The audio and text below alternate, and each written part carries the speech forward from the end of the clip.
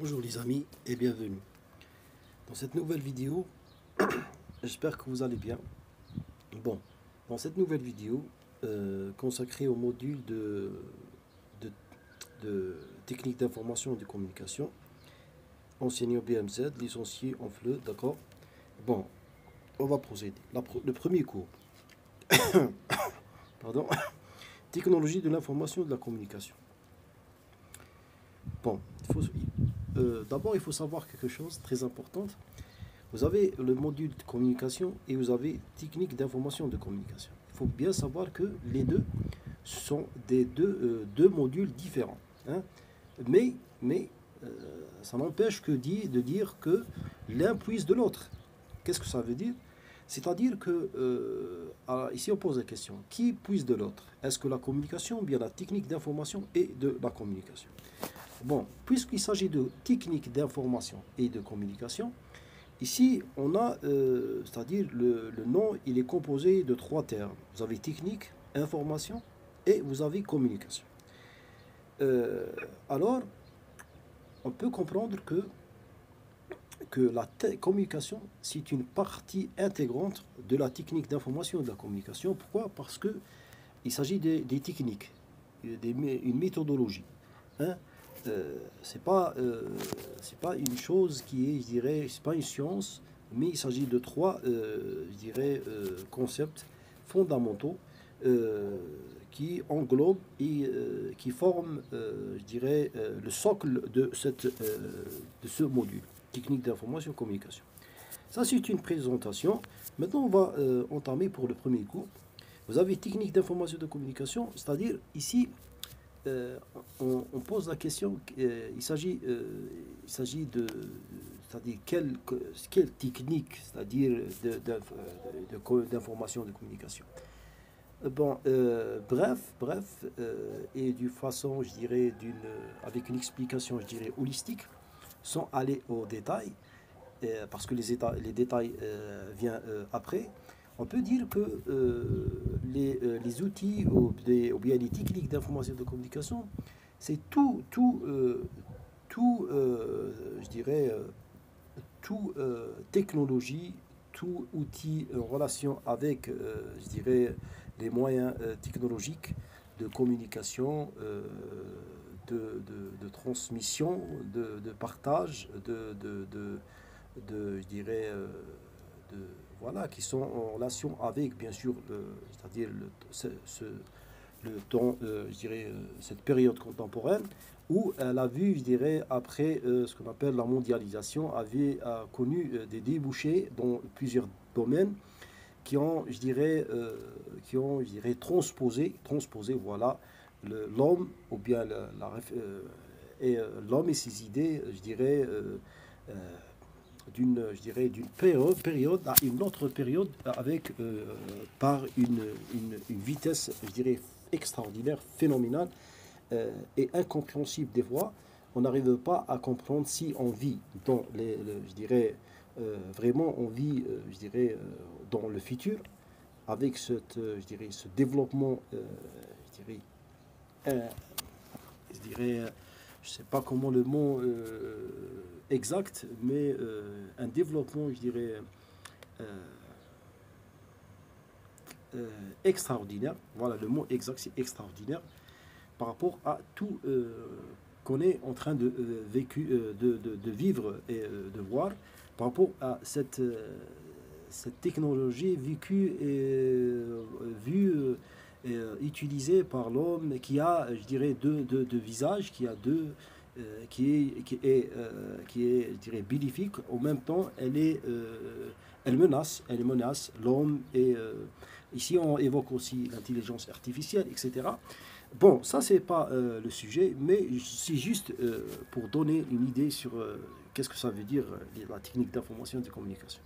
Bon, on va lire un petit peu et comme d'habitude, on va pas, je dirais, on va pas, pour ne pas, c'est-à-dire prendre trop de temps en lecture et on doit, je dirais, consacrer un peu de temps sur, je dirais, la compréhension et la définition des termes.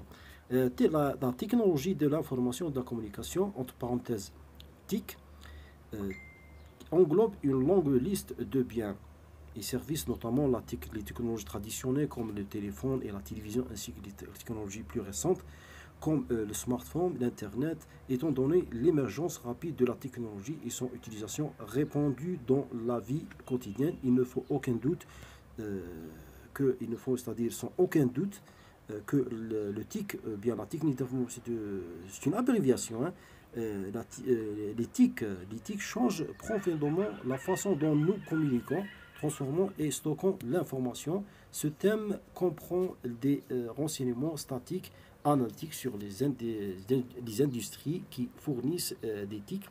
Les industries qui fournissent des TIC, c'est en relation avec, je dirais, ce phénomène, je dirais, en relation avec l'Internet, bien sûr, où on a vu l'émergence des entreprises qui fabriquent, ou bien qui fabriquent des programmes qui sont utiles pour la persévérance, non, pour, je dirais, la stabilité, je dirais, du marché, qui est un marché, je dirais, comment dirais-je, qui est un marché sous-entendu, qui est un marché moderne. On parle de, c'est-à-dire l'échange et le partage par réseau. Aussi, on parle des programmes qui sont des programmes qui préservent la stabilité et la sécurité, je dirais, de l'argent, bien sûr, comme les banques, etc. Beaucoup de choses. Et voilà. D'accord, sur les utilisateurs particuliers, entreprises administratives, etc., et sur les répercussions sociales, économiques et ces technologies. Ici, les répercussions, c'est-à-dire, on parle c'est-à-dire que ce soit, je dirais, les bénéfiques ou bien les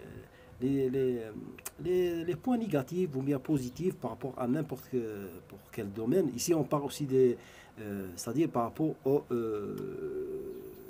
c'est-à-dire l'éthique, comment c'est-à-dire leur utilisation et est-ce qu'ils sont, je dirais, bénéfiques ou bien ils vont, de toute façon, ils ont toujours, toute chose, innovation, elle a toujours connu, je dirais, deux faces, soit, c'est-à-dire le bon côté ou bien le négatif, voilà.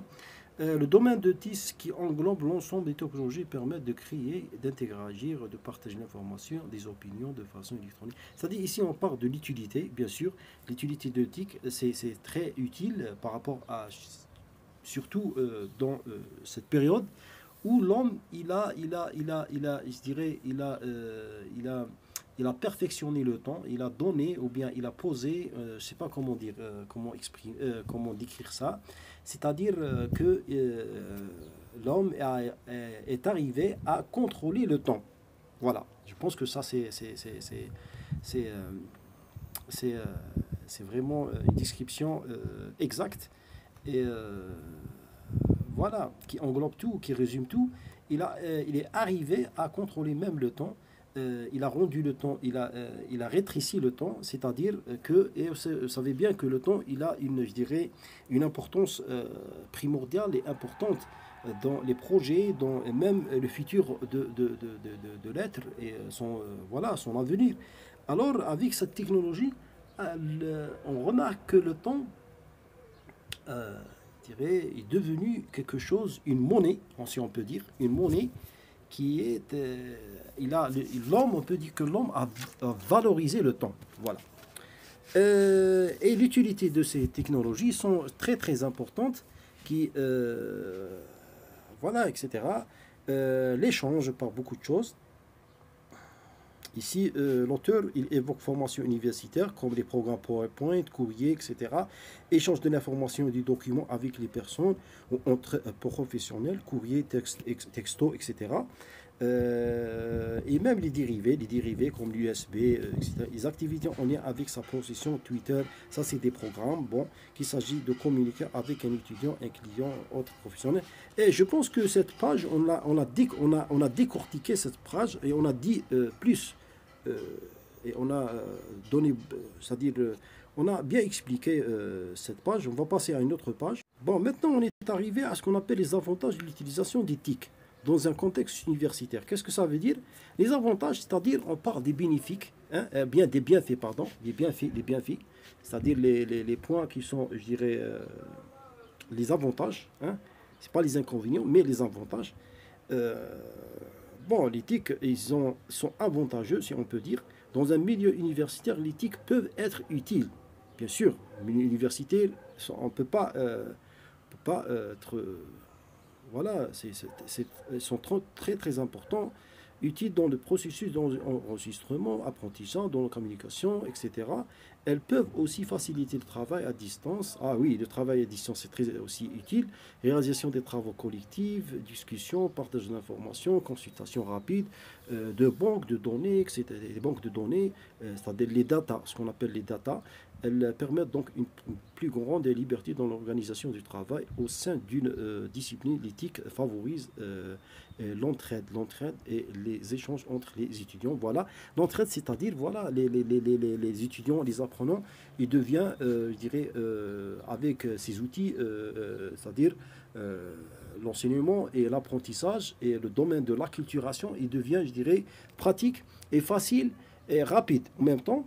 Les risques, voilà, on passe les risques, voilà, les risques aussi, l'éthique, ils ont une autre face qui est dangereuse, qui est je dirais, comment dirais-je, euh, catastrophique, catastrophique par rapport, je dirais, l'enfant. Par exemple, si on commence par c'est-à-dire le développement de l'enfant et comment l'enfant, on peut préserver l'enfant de ces technologies. Et si on laisse l'enfant pratiquer et utiliser et manipuler ces choses, comment voilà, un enfant qui n'est pas, je dirais, qui vit par exemple, on a par exemple un couple ou bien on a une famille monoparentale où soit le père et l'absence de la maman ou bien l'inverse. Alors, voilà, c'est bien que si la maman travaille ou bien le père travaille, alors on sait bien que l'enfant il n'est pas bien gardé, il n'est pas bien surveillé. On va trouver que à travers le temps, l'enfant il va comment dirais-je, il va prendre une autre, je dirais, un déclin dangereux et voilà, il va pencher hein, vers la délinquance et comme ça on arrive et ça c'est vécu, on voit ces drames à cause des éthiques aujourd'hui par exemple internet et aussi cette cette liberté qui n'est pas je dirais bien contrôlée. Alors, on trouve que, voilà, on entend et même on lit dans les journaux et des faits divers que il y a des jeunes qui ont commis des crimes et qui ont commis des sacrilèges. Voilà. Les inventions, bon, les risques de l'utilisation de TIC, les avantages cités dessus, c'est-à-dire à préalable, soulèvent toutefois un certain nombre d'enjeux importants en ce qui concerne les principes auxquels sont tenus tous les étudiants et les professionnels du secteur de l'enseignement universitaire. Les innovations et technologies comportent des risques lorsqu'elles sont rapidement adoptées et intégrées sans ligne. Voilà. Presque on a dit ça, directrice ou encadrement, ces risques peuvent mettre en péril certains des bénéfices obtenus. Et la vie, même la vie de l'enfant, elle est en péril. Certains droits fondamentaux ou l'articulation de certaines valeurs de la pratique. Aussi, la société, elle va souffrir de ça. Pourquoi? Parce qu'on va avoir un taux important de criminels, un taux important de délinquance. Voilà. Et c'est tout. Et la cause, c'était tout ça, c'est le fruit de ce qu'on appelle une technologie qui a été, je dirais, délaissée, sans contrôle, et le cas, on vit maintenant le cas de l'Internet, qui est une technologie qui n'est pas contrôlée, qui n'est pas bien, je dirais, encadrée. Comme ça, après, je dirais, des décennies, on va voir qu'il y aura des drames dans la société, et comme ça, on ne peut pas contrôler la société et les individus. Et c'est-à-dire, c'est quelque chose qui est... moi, je donne juste, c'est-à-dire une vision d'anticipation, ou bien d'anticiper les choses. Et c'est scientifiquement, c'est prouvé.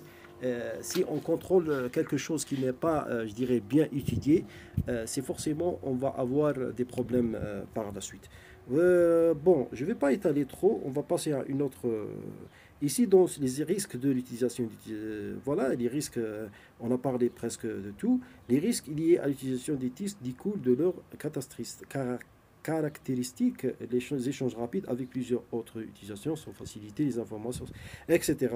Aussi maintenant, par exemple, si on peut donner des exemples par rapport aux risques, parce que je sais pas, voilà, si vous avez une question par rapport, dans l'examen, par rapport au TIC, s'il vous demande d'évoquer, bien de citer les avantages et les inconvénients, par exemple, vous devez donner des exemples. Hein.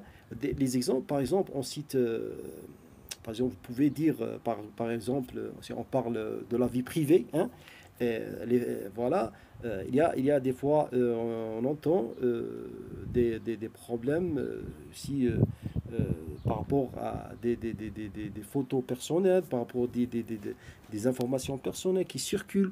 Et aussi, il y a des délinquants et des malfaiteurs, des gens je dirais, criminels qui utilisent ces informations comme une arme pour menacer, comme une arme pour menacer, pour faire le chantage, pour déstabiliser des familles, des personnalités, etc. Demander des rançons, etc. C'est-à-dire, le tic, c'est vraiment quelque chose qui est dangereuse. Et voilà. Ça, c'est dans le cas de. En tout cas, lorsque vous avez, c'est-à-dire le problème de définition de tic, alors vous aurez forcément la définition plus les avantages et les inconvénients. Et moi, je vous conseille de donner des exemples, c'est-à-dire par rapport aux deux, soit les avantages, soit les inconvénients. D'accord? Maintenant, on va passer à une autre chose, ou bien une autre. Qu'est-ce qu'on a? Bon. Je vous ai dit la dernière fois, dans les cours précédentes, c'est-à-dire méfiez-vous des textes lents. Hein. Et lorsque vous aurez des textes lents, vous devez juste utiliser la technique de résumé, parce que vous savez bien que ces textes, on ne peut pas les traiter mot à mot, hein, parce qu'ils englobent des sens différents. Hein. Ils peuvent nous fourvoyer, nous faire, c'est-à-dire nous rendre c'est-à-dire on peut pas, c'est-à-dire se concentrer sur le thème exact évoqué. Voilà. Maintenant, de cours 2, qu'est-ce qu'une information? Ah. Bon, ici, je pense que par rapport à l'information, ce que vous avez vu dans le module de communication, je parle des gens qui ont, je dirais, saisi, ils ont digéré, qu'ils ont compris le module de communication. Ce n'est pas grave d'inclure ce que vous avez appris dans ce module dans la psychologie. C'est pas voilà, parce que la psychologie, elle évoque quoi? Elle évoque la communication et l'information.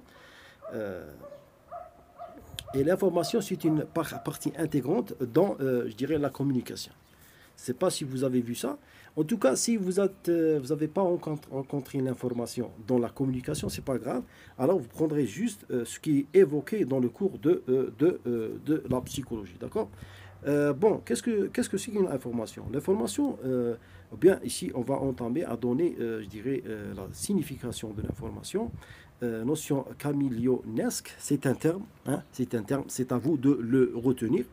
Pour répondre à l'expression d'Edgar Morin, c'est sûrement un chercheur, voilà, a connu l'extension de sens considérable de ces dernières années de l'information comme science du traitement de l'information à l'information médiatique, à l'information documentaire et encore l'information économique, politique, sociale. Le mot finit par signifier tout et son contraire pour Yves Français le quadique, concept d'information utilisé dans différentes disciplines, a longtemps présenté un caractère flou tout en conservant une valeur heuristique considérable.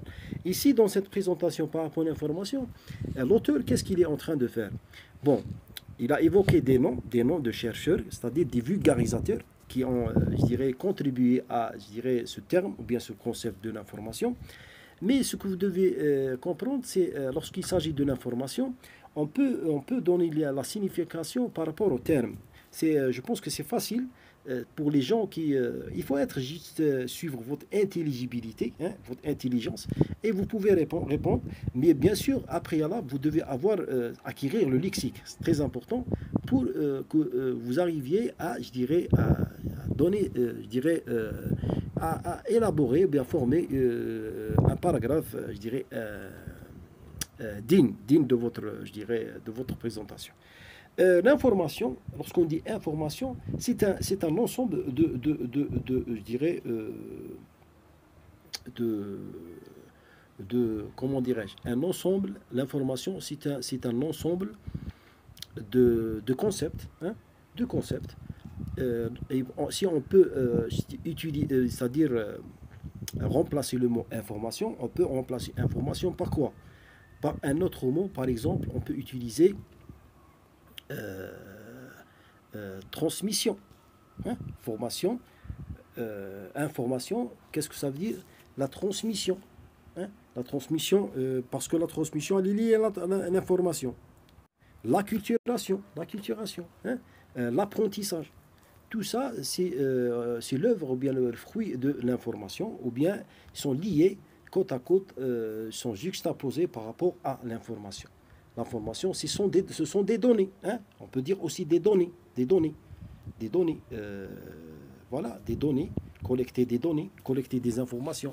Alors, l'information, ces données sont utiles dans la vie de l'apprenant, dans la vie de l'homme en général.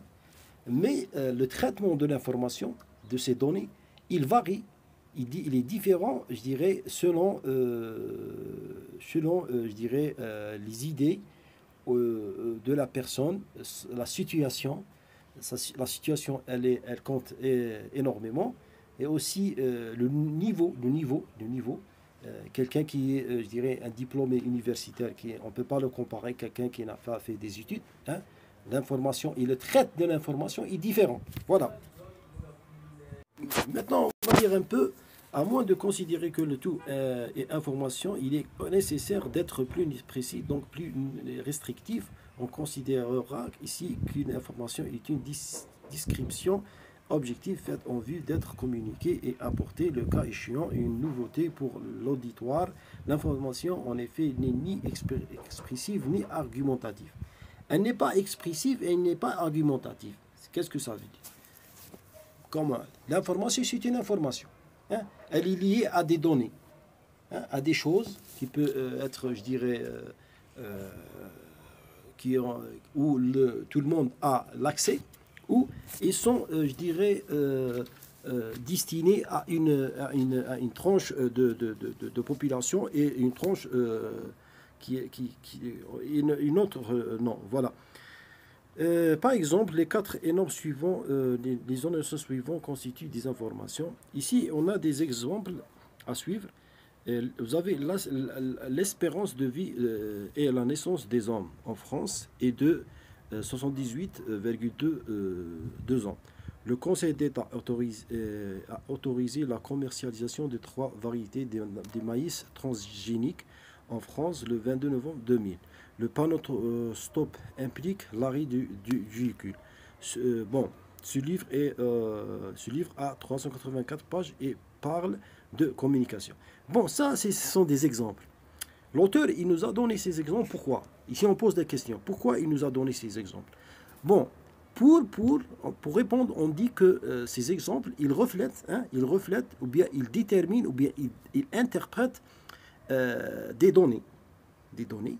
C'est-à-dire, on doit changer. On ne va pas utiliser, c'est-à-dire, voilà, on va utiliser juste, c'est-à-dire, chaque fois on dit communication. Non, on doit, bien information.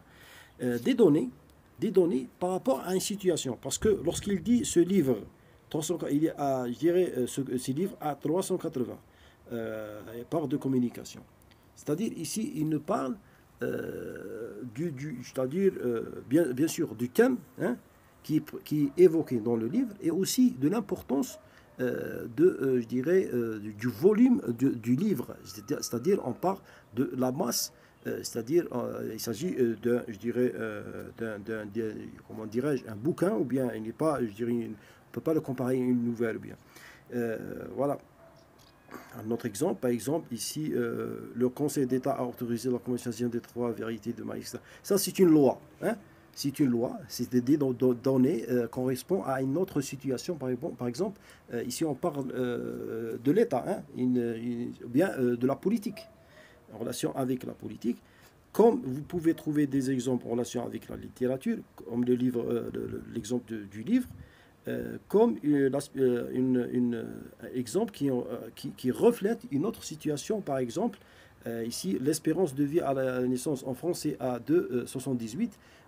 Ici, quelle est cette situation? Ah bon, c'est une situation qui est, je peux dire, on ne peut pas, c'est-à-dire la seule et unique idée par rapport à cette situation, on peut dire que c'est une situation sociale, voilà, dont les experts ils ont arrivé, je dirais que voilà, d'étudier l'âge et la longévité de l'homme et savoir que voilà le minimum, voilà le taux est de 78. Ce sont des exemples qui reflètent des situations. Ici, c'est ça, on comprend que l'information, elle décrit une situation, tout simplement. L'information décrit une situation. Point à la ligne, la finalité de l'information comme description communiquée et comme le dit Jean-Michel Adam en parlant de texte descriptif, etc., etc. Il faut garder ce que je suis en train de vous dire, que la communication reflète une situation. Hein?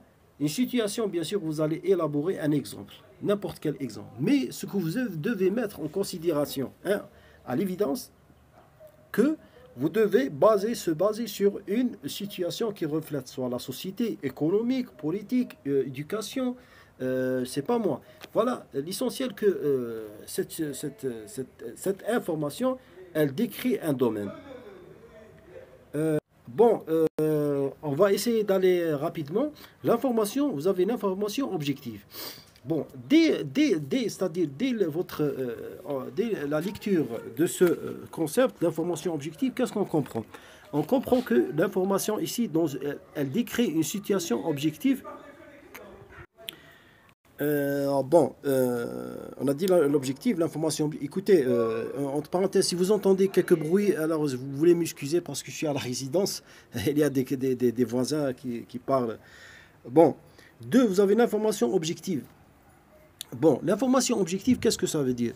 Vous avez, c'est-à-dire, on est devant une information qui est, je dirais, accessible à tout le monde. Hein, accessible à tout le monde. Voilà, c'est ça. L'objectif, une tension idéale, un objectif à atteindre. Que cela soit difficile appelle un grand rigueur, n'est pas en soi une raison pour condamner la recherche de cette objectivité. Plutôt que de parler d'objectivité, mieux vaudrait parler d'un idéal objectif. L'importance est que bien les conditions dans lesquelles une description a été réalisée soient les plus explicites possibles, d'où l'importance de bien connaître les règles de composition de la description. L'objectivité connaît aussi une autre limite et elle ne s'applique pas à toutes les situations. Bon, maintenant, 3, l'analyse de l'information entre information descriptive et description argumentative. Bon, comment analyser de l'information? Bon, on a compris, maintenant on connaît comment l'information, elle se compose, elle reflète une situation, on a dit. Cette situation, elle porte sur plusieurs domaines. Maintenant, comment analyse l'information? Ça, c'est la question 1. Entre information, bien sûr, descriptive et une information et description argumentative. Qu'est-ce que ça veut dire?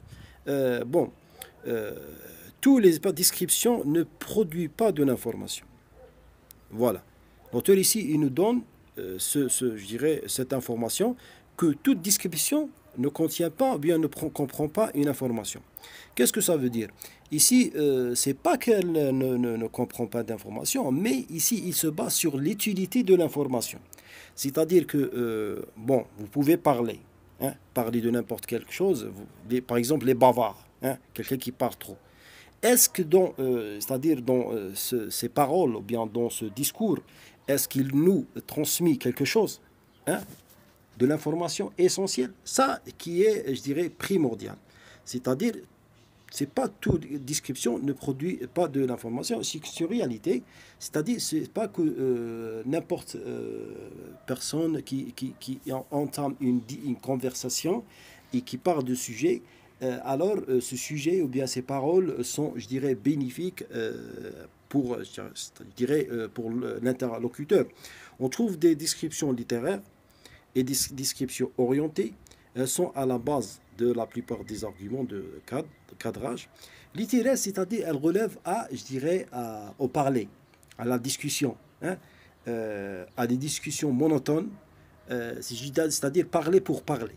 Hein. C'est pas en évoquant quelque chose, ou bien pour réduire des problèmes, ou bien pour résoudre des conflits, etc. C'est ça la littérature, description littéraire. Description orientée, c'est-à-dire qui est bénéfique, qui a de l'importance, qui représente, ou bien on peut s'en servir comme un outil ou pour résoudre des problèmes, etc. C'est là où l'information, c'est-à-dire l'information descriptive est orientée et elle est utile. Elles sont à la base de la plupart des arguments de cadrage, mais c'est véritablement le genre informatif qui lui donne ses lettres de noblesse, etc. Analyser un texte communication, parole orale. Bon, je répète, mes amis, camarades et nos téléspectateurs ou bien nos auditeurs, que ce que vous devez savoir, ce que vous devez retenir, c'est l'essentiel dans le cours, et faites des résumés pour éviter c'est-à-dire les textes longs qui vont vous fatiguer franchement, et vous arrivez à un temps où vous-même vous arrivez à détester votre travail et ce que vous faites. Cours 3, pratique et technique de l'information, de la communication. Pratique, technique de l'information. Comment pratiquer, hein, et comment utiliser des techniques par rapport à la communication. Bon, Breton, Philippe et Serge Proulot, 2012, parlent du transport des messages et s'effectue grâce aux moyens de communication, l'oral, écrit, geste, image, et support de papier, téléphone, internet, et alors que la mise en forme du message, on va au genre de la communication, l'expressive, argumentative et le descriptif. Et c'est, mes amis, je vais juste vous dire quelque chose. Lorsqu'il s'agit de communication, hein, et lorsqu'il s'agit vous lisez l'oral, l'écrit, le geste, image, papier, le téléphone, internet, bon, moi je vous pose une question. Quelle est à votre avis, quelle est, je dirais, la première constatation que vous devez, ou bien que vous commencez à élaborer par rapport à ce qui est dit tout à l'heure, ou bien maintenant, par rapport à ces pratiques, lorsqu'il dit Breton, Philippe, et puis il évoque l'oral, l'écrit, qu'est-ce que ça veut dire? Moi, je vous donne, par exemple, je vais répondre bien sûr à votre place, je vous dis, c'est sans doute le schéma de communication de Jacobson. Je ne sais pas si vous vous rappelez, parce que c'est inoubliable. Hein. Voilà, ce schéma, parce que Jacobson, c'est le seul qui est, je dirais, qui a affranchi et a mis le pas. C'est le premier vulgarisateur dans ce domaine. Alors, ce qui est venu après sont trop, des chercheurs, je dirais, par centaines. Et un des chercheurs, par exemple, c'est Breton, Philippe et Serge, ce sont des chercheurs dans le domaine, bien sûr, de la communication, mais ils se basent à préalable, ils découlent, bien, ils sont dérivés je peux dire que ce sont des étudiants qui appartiennent à l'école de Jacobson. Voilà. Maintenant, vous avez les 5 grands moyens de communication. Ici, on parle les 5 grands moyens de communication, c'est-à-dire par rapport, je dirais, aux éléments, ou bien, si on peut utiliser le mot pôle, les grands, ou bien les 5 grands pôles, bien piliers de communication. Les 5 grands moyens de communication sont le geste, l'oral, l'image, l'écriture et enfin la musique. Le geste, bien sûr, c'est une forme de communication, hein, la gestuelle. Quand vous avez, par exemple, on constate bien, il y a comme chez les sourds-muets, hein, les sourds-muets, ils communiquent par geste, la gestuelle. Et ce n'est pas que les sourds-muets, même il y a des gens qui sont des gens normaux, ils utilisent le geste. Lorsque vous avez, par exemple, vous êtes, il vous sépare d'une personne une distance, alors vous êtes obligé d'utiliser le geste, par exemple. L'oral, l'image, c'est une forme de communication, l'écriture bien sûr. Enfin, la musique c'est une forme de communication. Et déjà, je vous donne exemple, par exemple, c'est pas si vous vous rappelez en Algérie, dans le grand sud, il y avait dans les années 90, il y avait un certain, je dirais, un musicien du sud qui est très très connu en Allemagne, du nom de Allah, je crois, il porte le nom de euh, Allah, hein, il jouait, je dirais, la guitare, cette guitare, je dirais, occidentale, non, orientale, qui vient du Proche Orient et Moyen-Orient, l'oud, il soignait sa musique. Non, les Allemands ont pris la musique et les mélodies, je dirais, faites par ce monsieur comme une thérapie,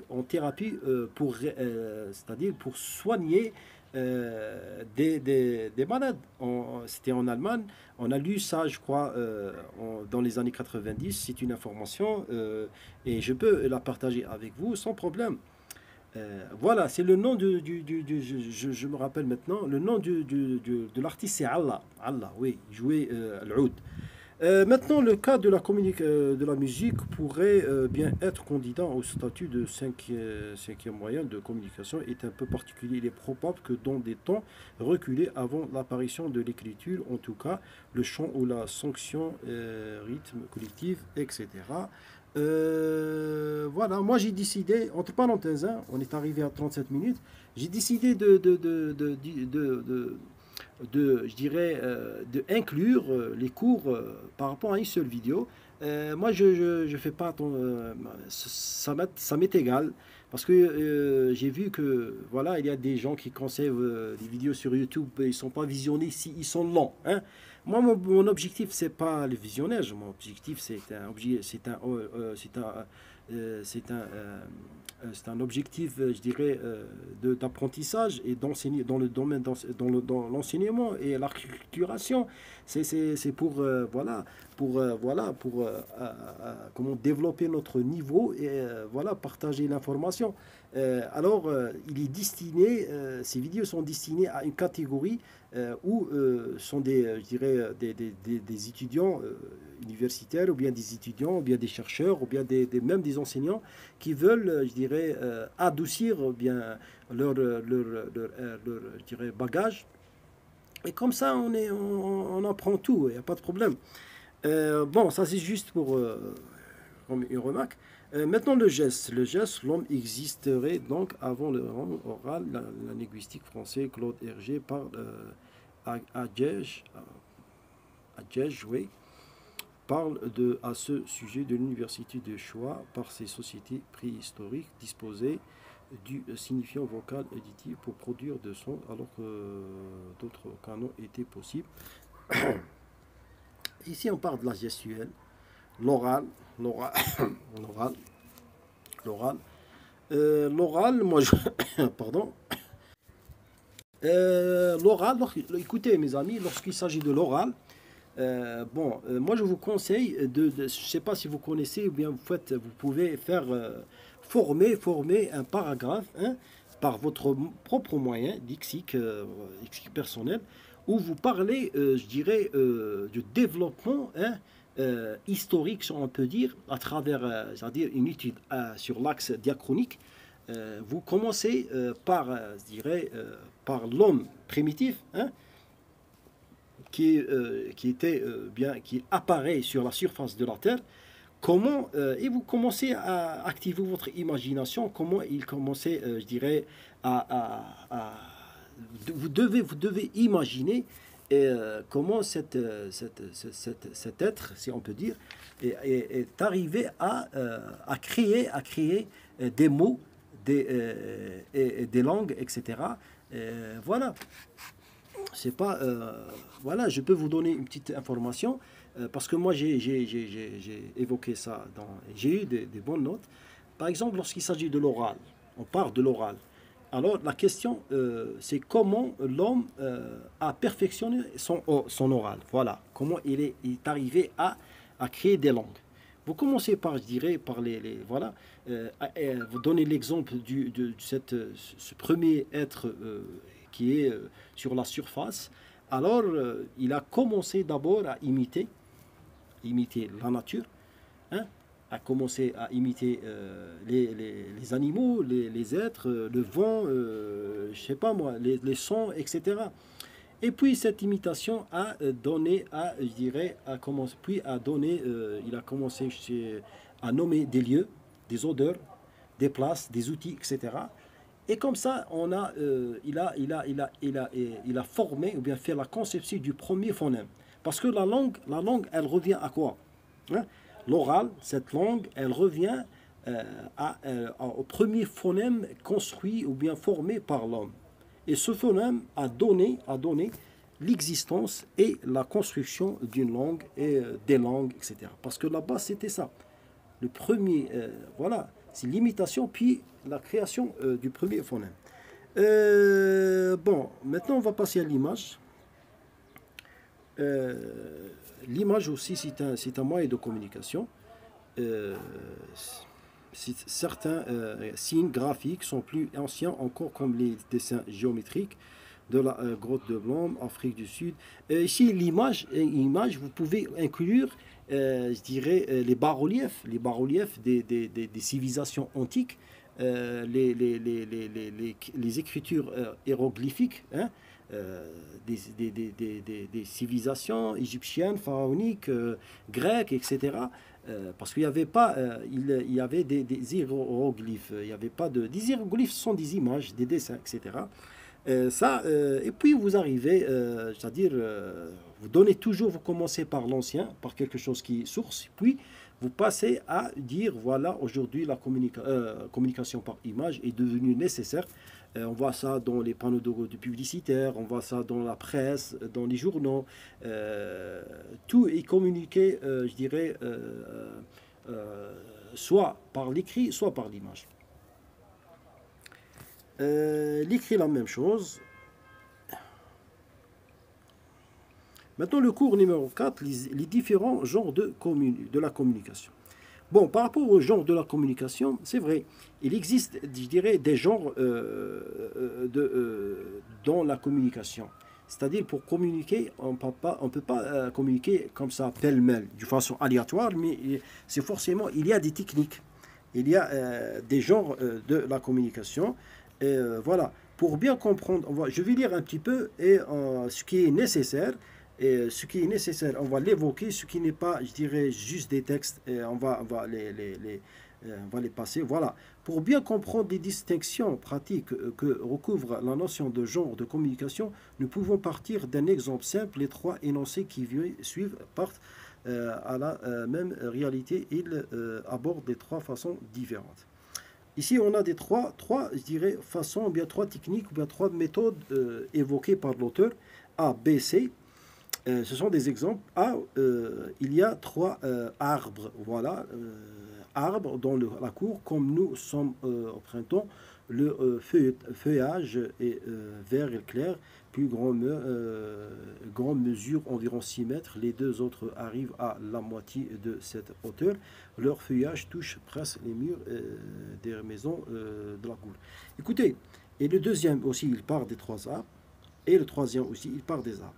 Mais ce qui est très important par rapport à ces exemples, c'est que on parle de, je dirais, le contenu de ces exemples. on remarque que dans l'exemple A, il y a des informations, l'auteur il a donné avec des détails, il a donné des détails. Dans l'exemple B, on trouve que ces détails, ils sont, je dirais, rétrécis. Hein? On ne trouve pas ces détails. Il parle d'une façon, je dirais, un peu superficielle. Et la cadence, je dirais, se recule par rapport au dernier exemple. Qu'est-ce qu'on remarque? On peut tirer une information et dire que l'information, c'est par rapport au contexte. Hein? Par rapport au contexte et aussi par rapport à la situation. C'est-à-dire, si on peut, c'est-à-dire, on est dans une situation qui est, je dirais, un peu, comment dirais-je, dangereuse, ou bien inquiétante, ou bien importante, alors c'est forcément l'information, elle est détaillée, hein, elle est donnée avec, je dirais, avec abondance, voilà, avec une abondance, voilà. Elle est abondante dans le sens, c'est-à-dire elle est,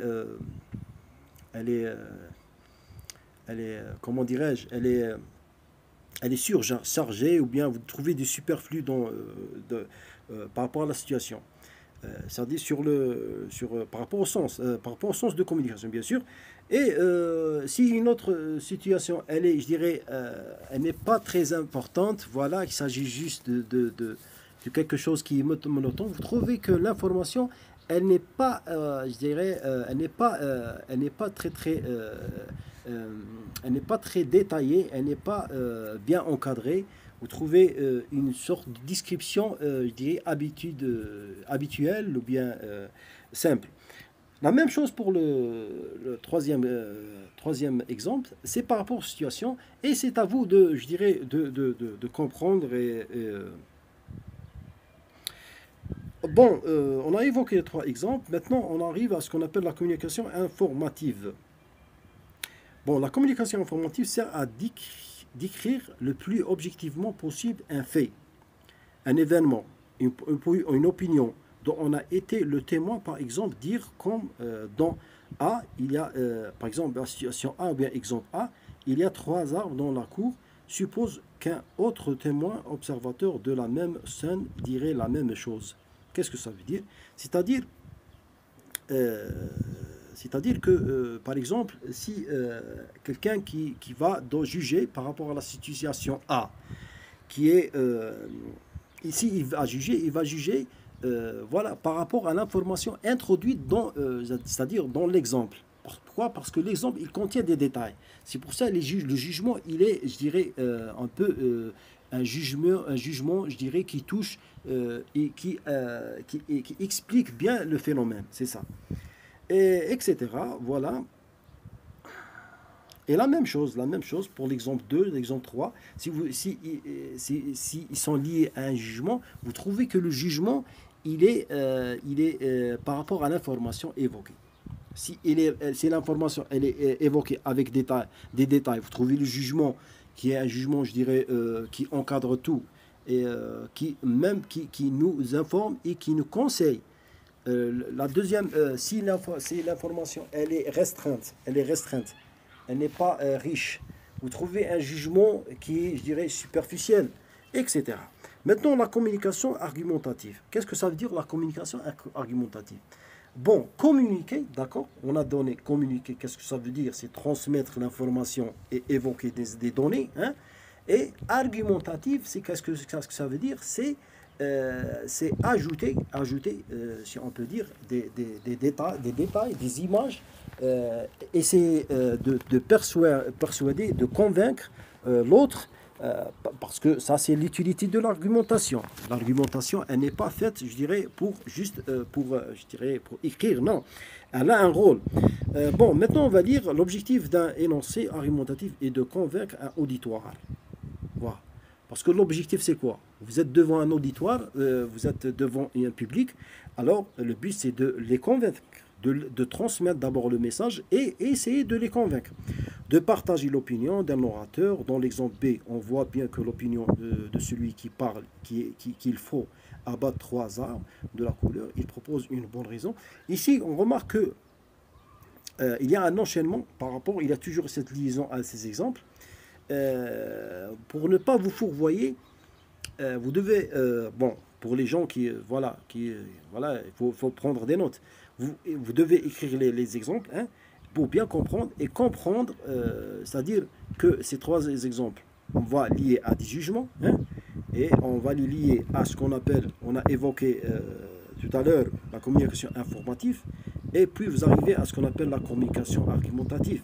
Argumentative, c'est-à-dire dans le deuxième exemple, qu'est-ce que vous avez? Vous avez une opinion de quelqu'un qui vous conseille de abattre les arbres. Hein?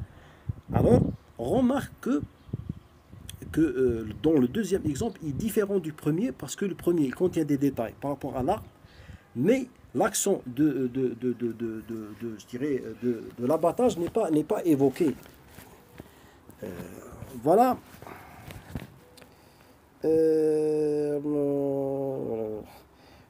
L'essentiel, c'est ça.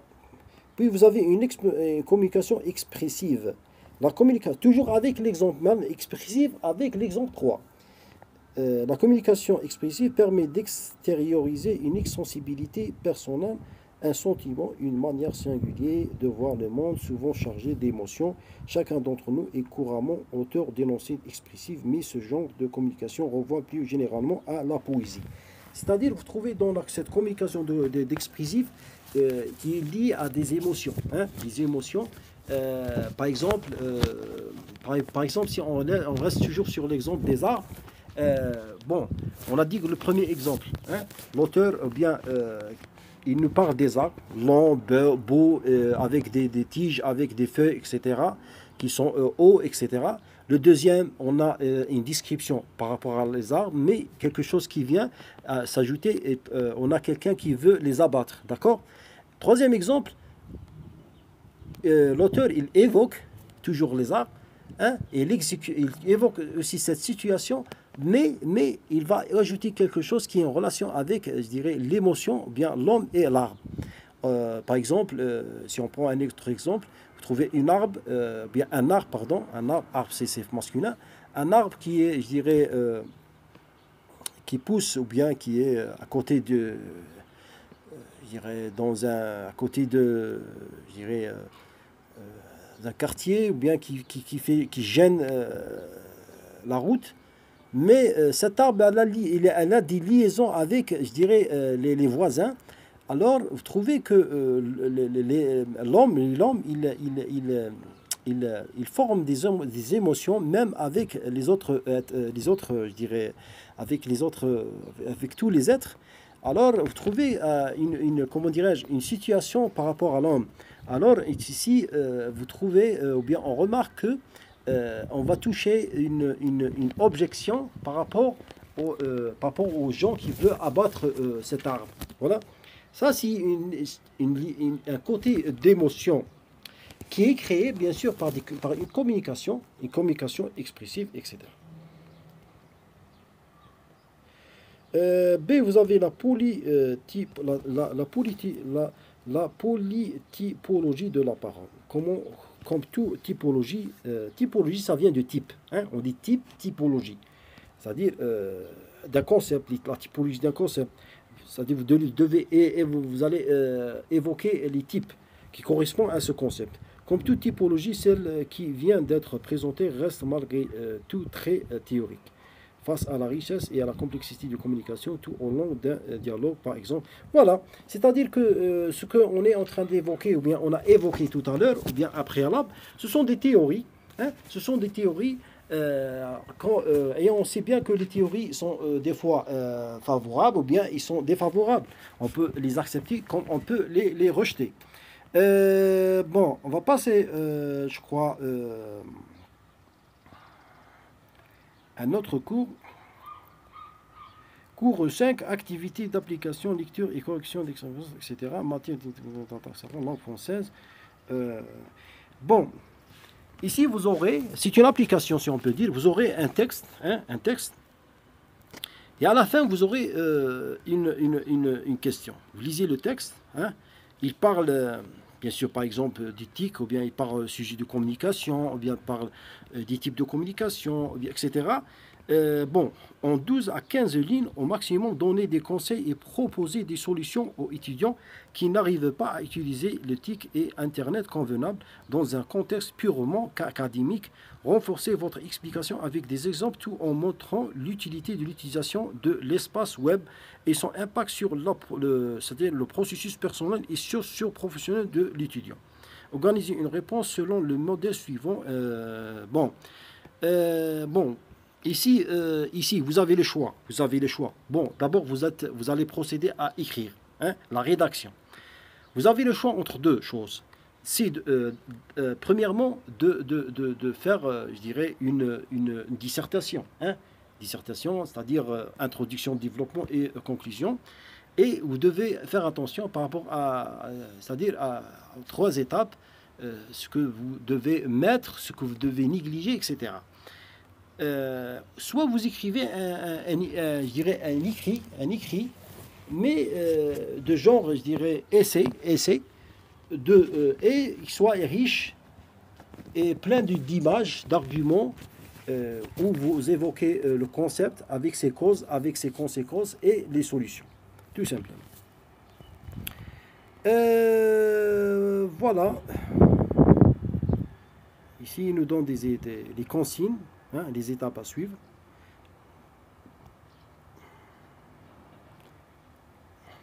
Le premier étudiant. Bon, ça, c'est un travail, on peut dire, c'est le corrigitype. Le corrigitype a été publié par le professeur pour, je dirais, pour montrer, c'est-à-dire les différents points qui sont, je dirais, mal interprétés, mal vus, mal analysés, etc. À la fin, je vous remercie, mes amis, mes camarades, de votre attention. On est arrivé à 56 minutes. Merci de votre attention et j'espère que vous appréciez la vidéo. Je vous donne rendez-vous dans la prochaine vidéo. Voilà, le même module, parce que je vais subdiviser le module en deux, je crois, en deux cours, en deux vidéos. Voilà, merci de votre attention et bon vent.